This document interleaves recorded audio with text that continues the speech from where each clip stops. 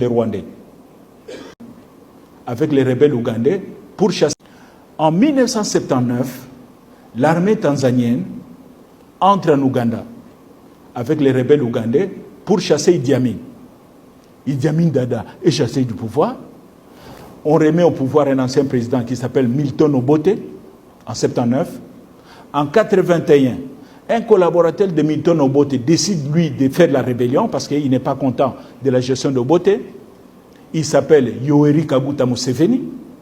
Il entre dans la bourse avec 26 camarades pour commencer la guerre.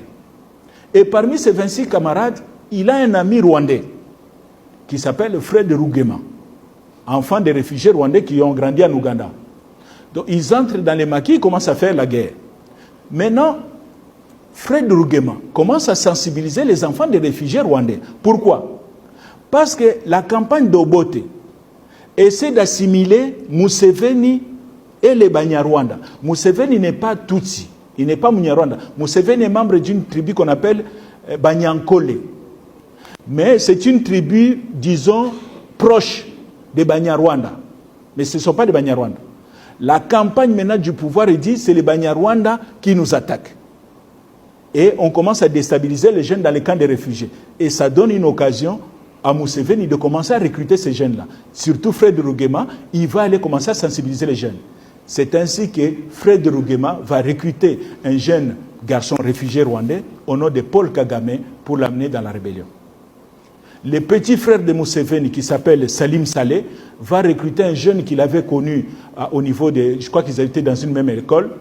Le petit s'appelle James Kabarebe. Salim Saleh l'amène dans la rébellion. Le mouvement de Museveni s'appelle NRM, National Resistance Movement, avec leur armée, NRA, National Resistance Army. Ils font la guerre, et puis en 1986, les NRM de Museveni gagnent la guerre. Et ils entrent à Kampala, ils prennent le pouvoir. 1986.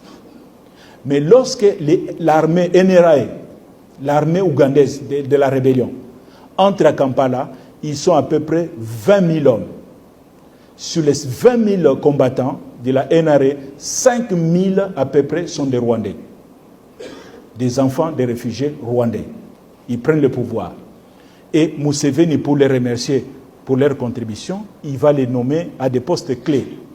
C'est ainsi que les Deputy Chief of Military Intelligence, les chefs du renseignement militaire adjoint, est nommé, c'est le major Paul Kagame, qui devient le numéro 2 de la sécurité militaire en Ouganda. Le lieutenant James Kabarebe est nommé, il est AIO, Intelligence Officer, agent de renseignement, dans l'armée ougandaise. Donc ils vont évoluer comme ça, de 1986, mais plus le temps passe, les Ougandais commencent à murmurer, les vrais Ougandais. Ils disent, mais comment on peut accepter quand même dans notre pays? Tout le monde sait que ces gens-là, c'est des Rwandais, ils ont des positions clés. Donc, il y a une tension qui commence à monter au sein de l'opinion ougandaise.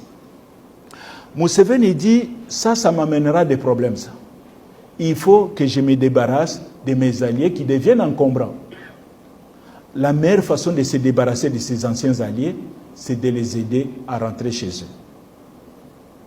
Et c'est ainsi qu'ils vont créer, Fred Rugema va créer une structure politique qui va appeler FPR, Fonds Patriotique Rwandais, avec une branche armée qui s'appelle APR, Armée Patriotique Rwandaise. Et le 1er octobre 1990, avec soi-disant des équipements volés à l'armée ougandaise, Museveni a dit, oui, ils ont volé.